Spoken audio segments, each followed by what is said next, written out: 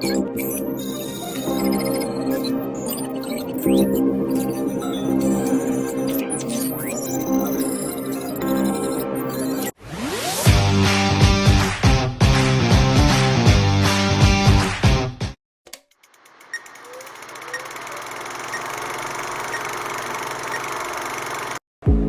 semuanya, Assalamualaikum warahmatullahi wabarakatuh. Sebelumnya yang terhormat kepada Ibu Herlina selaku dosen Sistem Informasi Manajemen dan teman-teman semua yang saya sayangi dan saya banggakan. Di sini saya akan mendemonstrasikan video saya yang dipergunakan untuk ujian akhir semester. Oke, langsung saja kita mulai ya teman-teman. Sebelumnya teman-teman pastikan pernah membeli sesuatu itu secara online, tapi teman-teman pernah nggak membayangkan proses yang ada, dimana di dalamnya itu kita mencari produk, memilih, membayar, dan juga barang tersebut itu sampai di rumah teman-teman sekalian. Tapi, tahukah nggak sih teman-teman bahwa di balik semua itu ternyata ada strategi dan juga teknologi yang canggih yang membuat semuanya itu berjalan lancar dan aman. Oke, kalau teman-teman kepo dengan pembahasannya, pas banget. Di video kali ini kita akan membahas terkait strategi dan solusi teknologi informasi untuk sistem perdagangan elektronik atau yang sering disebut dengan e-commerce yang aman dan pastinya beretika. Jadi di sini awalnya kita akan membahas dasar-dasar e-commerce, terus ada strategi bisnisnya, solusi teknologi informasi, hingga pentingnya keamanan dan etika. So, jangan lewatkan ya, karena ada juga nih contoh-contoh kasus menarik di setiap pembahasan bab-babnya gitu. Sebelum itu, saya akan menaruh skema materi di sini. Di sini saya akan mengambil 4 bab, di mana yang pertama ada bab 8 sebagai dasar pembahasan dari e-commerce atau sistem perdagangan elektronik. Selanjutnya saya mengambil bab 9 di mana membahas strategi bisnis yang mendukung e-commerce. Selanjutnya saya mengambil bab 10 di mana menjelaskan bisnis yang mendukung e-commerce. Terus yang kedua bab 10-nya itu menjelaskan solusi teknologi informasi untuk mendukung implementasi. Selanjutnya ada bab terakhir, yaitu saya mengambil bab 11 di mana itu menyoroti pentingnya keamanan dan juga etika dalam penerapan sistem e-commerce. So, langsung saja kita ke pembahasannya. Jadi, sistem e-commerce adalah proses perdagangan elektronik yang mencakup pengembangan, pemasaran, penjualan, pengiriman, dan juga pelayanan dan pembayaran produk atau jasa secara online. Perlu kita garis bawahi bahwa ini adalah online. Jadi e-commerce ini terbagi menjadi tiga kategori utama. Yang pertama ada business to consumer atau B2C, di mana mode transaksi ini tuh bisnis menjual produk atau layanan langsung kepada konsumen individu. Dalam B2C atau B2C yaitu adalah pelanggan adalah pengguna akhir dari produk atau layanan yang akan ditawarkan. Kita ambil contoh nih teman-teman yang mudah atau yang gampangnya nih adalah toko online seperti Amazon, terus Tokopedia, terus ada Shopee, ada Lazada, di mana pelanggan dapat membeli berbagai barang untuk keperluan pribadinya gitu. Jadi model transaksi ini menjual, di mana bisnis menjual produk atau layanan kepada bisnis lain, atau yang kedua yaitu namanya B2B atau business to business gitu. Biasanya produk yang dijual digunakan sebagai bahan baku, alat pendukung produksi, atau untuk kebutuhan operasional perusahaan lain. Contoh penerapan dari business to business atau B2B yaitu adalah platform seperti Alibaba dan SAP Ariba, di mana di perusahaan itu dapat membeli barang dalam jumlah atau kuantitas yang sangat besar. Jadi model transaksi di mana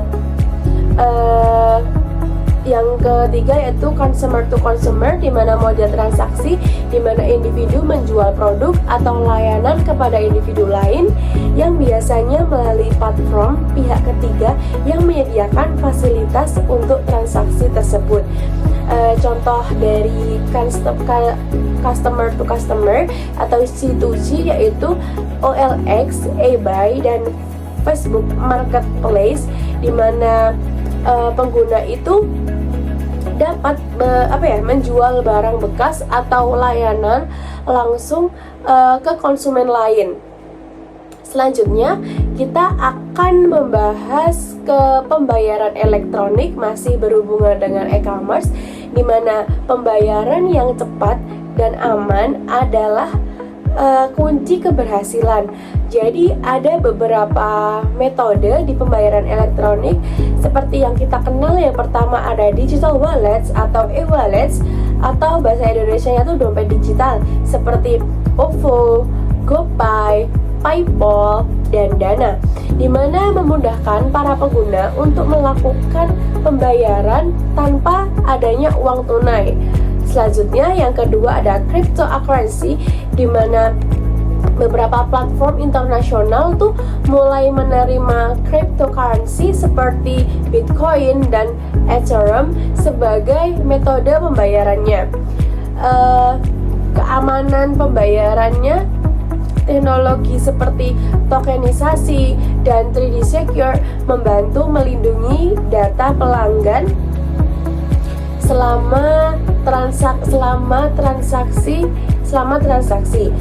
Contoh ya, terkait pembayaran elektronik itu kita ambil contoh Amazon, di mana Amazon itu salah satu platform e-commerce yang terbesar, di mana mereka itu menggunakan teknologi yang mungkin nih kita nggak asing nih sama namanya, yaitu machine learning, di mana untuk melindungi transaksi pelanggannya. Jadi sistem ini itu mendeteksi pola transaksi mencurigakan seperti penggunaan akun dari lokasi yang tidak biasa gitu. Jadi kayak sistemnya itu bisa mendeteksi kok ini akun-akunnya tuh lokasinya tuh kok nggak biasa gitu. Terus yang kedua itu memblokir transaksi otomatis jika itu tuh dianggap berisiko. Selanjutnya ada memberikan pemberitahuan real time kepada pengguna jika ada aktivitas yang tampaknya mencurigakan di akun kita gitu. Selanjutnya sih, apa sih dampaknya dari penggunaan machine learning itu? Yang pertama nih, tingkat kepercayaan pelanggan terhadap keamanan transaksi itu meningkat. Terus menjadikan Amazon sebagai salah satu platform paling terpercaya di dunia gitu. Tadi kan kita membahas terkait dasar-dasarnya. Selanjutnya kita akan membahas yang segmen atau materi yang kedua, yaitu strategi bisnis yang mendukung e-commerce gitu. Dalam ekosistem e-commerce yang kompetitif, strategi bisnis itu bukan hanya tentang kita itu berjualan gitu, kayak saling jual beli gitu, tapi melainkan bagaimana nih kita menciptakan pengalaman pelanggan yang luar biasa sambil memaksimalkan efisiensi dan juga pastinya memaksimalkan profitabilitas gitu. Jadi di sini kita akan membahas terkait inovasi dalam strategi e-commerce nih, biar kita itu e-commerce-nya itu tambah maju gitu. Yang pertama ada personalisasi. Jadi personalisasi itu adalah strategi di mana bisnis memanfaatkan data pelanggan di sini memanfaatkan dalam konteks baik ya teman-teman, untuk menciptakan pengalaman belanja yang disesuaikan dengan algoritma berbasis machine learning.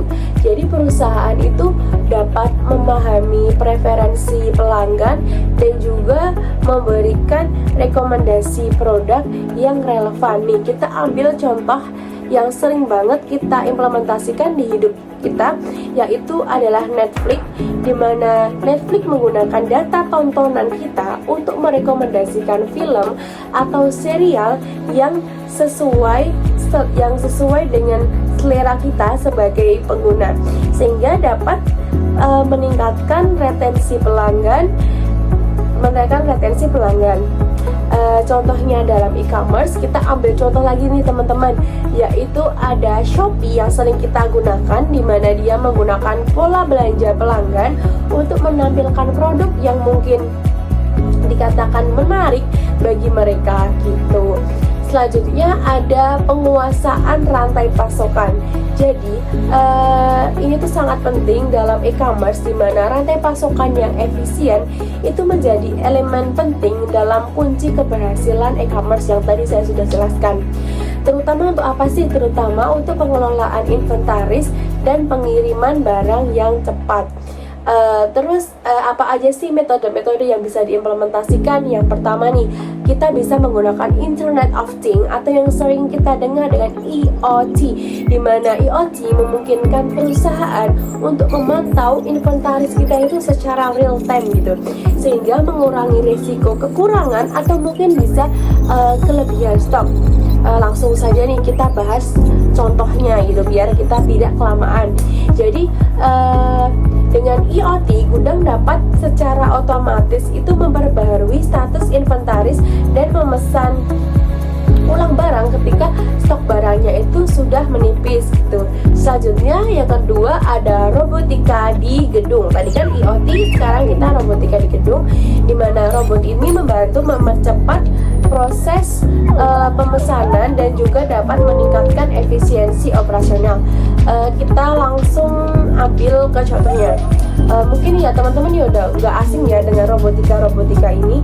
Jadi kita ambil contoh dari perusahaan Amazon, di mana dia menggunakan robotika untuk mengangkut rak barangnya tuh ke pekerja, sehingga tuh dapat mengurangi waktu pemrosesan pesanan secara signifikan gitu.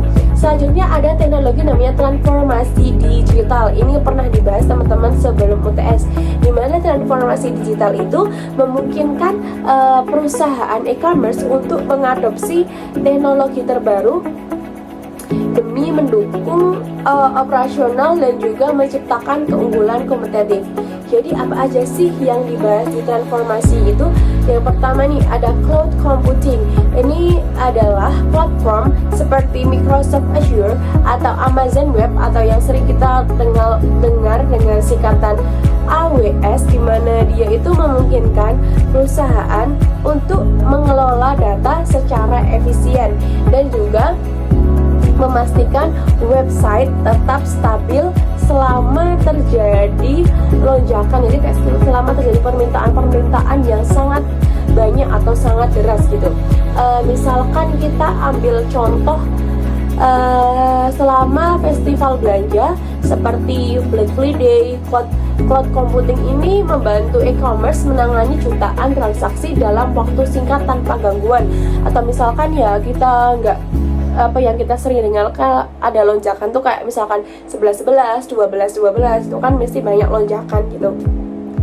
Terus selanjutnya ada teknologi 5G, dimana dengan kecepatan dan latensi rendah, teknologi 5G itu mendukung pengalaman pelanggan yang lebih baik.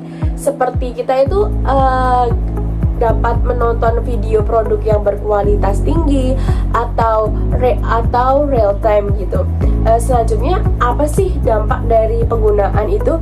Yang pertama pastinya ini dasarnya atau manfaat yang paling basic, yaitu meningkatkan pengalaman pengguna, terutama untuk belanja.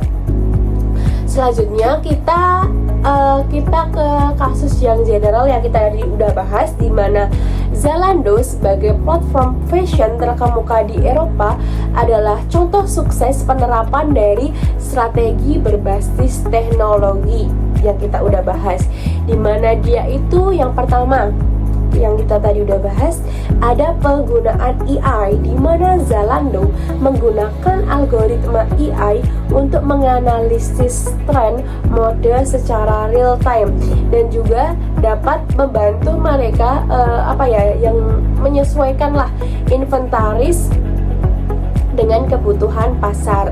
Selanjutnya yang kedua pastinya nih akan lebih efisiensi operasional.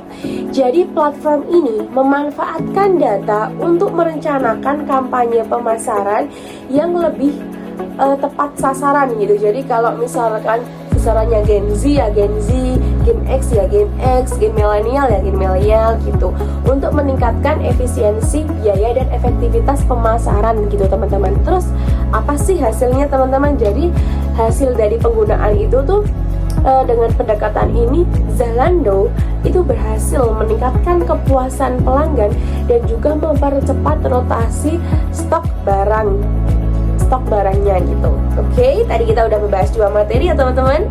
Selanjutnya kita akan membahas materi yang ketiga terkait solusi teknologi informasi untuk mendukung implementasi. Jadi apa aja sih yang ada di segmen ini? Yang pertama ada arsitektur cloud, di mana di sini tuh membahas terkait cloud computing yang memungkinkan platform e-commerce untuk dapat memberikan performa tinggi, fleksibilitas, dan juga efisiensi biaya gitu. Contohnya yaitu yang udah tadi beberapa kali kita bahas ya, yaitu ada Amazon Web Service, di mana AWS adalah salah satu penyedia cloud terbesar yang digunakan oleh banyak perusahaan e-commerce untuk menangani lonjakan permintaan gitu. Dengan fitur auto scaling, jadi AWS itu dapat memastikan websitenya itu tetap berjalan lancar meskipun terjadi peningkatan pengunjung atau terjadi peningkatan permintaan selama periode puncak seperti promo-promo besar-besaran atau belanja nasional. Yang kedua yang kita akan bahas yaitu udah tadi kita bahas lagi, yaitu Artificial Intelligence atau AI. Jadi AI ini memerankan peran penting dalam menciptakan pengalaman belanja yang lebih personal dan juga lebih efisien itu. Jadi di sini di AI itu menggunakan algoritma AI, kita akan dapat menganalisis rekomendasi produk atau dapat menganalisis data pembelian sebelumnya yang dapat dijadikan preferensi pelanggan dan perilaku pencarian untuk memberikan rekomendasi produk yang relevan gitu teman-teman. Contohnya kita ambil contoh lagi yang umum, yaitu di mana perusahaan Amazon menggunakan AI untuk menampilkan produk yang diminati pengguna berdasarkan riwayat belanja mereka yang dapat meningkatkan peluang konversi. Shopee, terus Lazada dan juga yang lainnya itu juga mengimplementasikan hal yang sama. Langsung kita ke kasus yang general terkait segmen yang ketiga, yaitu Alibaba dan Big Data Analytics. Alibaba adalah platform e-commerce terbesar yang dia tuh menggunakan teknologi Big Data Analytics untuk memahami perilaku pembeli. Ini adalah contoh saja ya dari beberapa banyaknya contoh. Dimana dia itu menggunakan penggunaan data menganalisis pola pembelian, preferensi, dan juga demografi pelanggan untuk membuat prediksi tentang kebutuhan pasar gitu. Terus ada juga yang kedua, yaitu kampanye pemasaran yang tepat sasaran. Tadi juga udah dibahas di segmen sebelumnya, dimana dengan wawasan dari Big Data, Alibaba itu dapat menyesuaikan kampanye pemasaran mereka sehingga lebih relevan dengan target audience.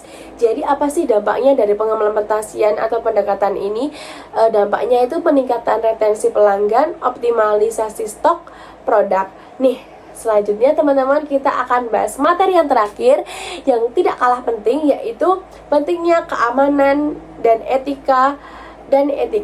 Jadi keamanan dan etika adalah 2 elemen penting dalam e-commerce yang menjaga kepercayaan pelanggan dan mencegah potensi kerugian. Namun ada tantangan-tantangan yang sering dihadapi oleh para pengguna e-commerce. Yang pertama nih, pasti teman-teman pasti sering dengar, yaitu ancaman siber. Di mana ancaman siber menjadi salah satu masalah utama yang dihadapi oleh platform e-commerce. Di sini tuh penjahat siber tuh terus berusaha mengeksploitasi kerentanannya untuk memperoleh keuntungan atau meraup keuntungan pribadi gitu. Tadi kita bahas yang ancaman siber.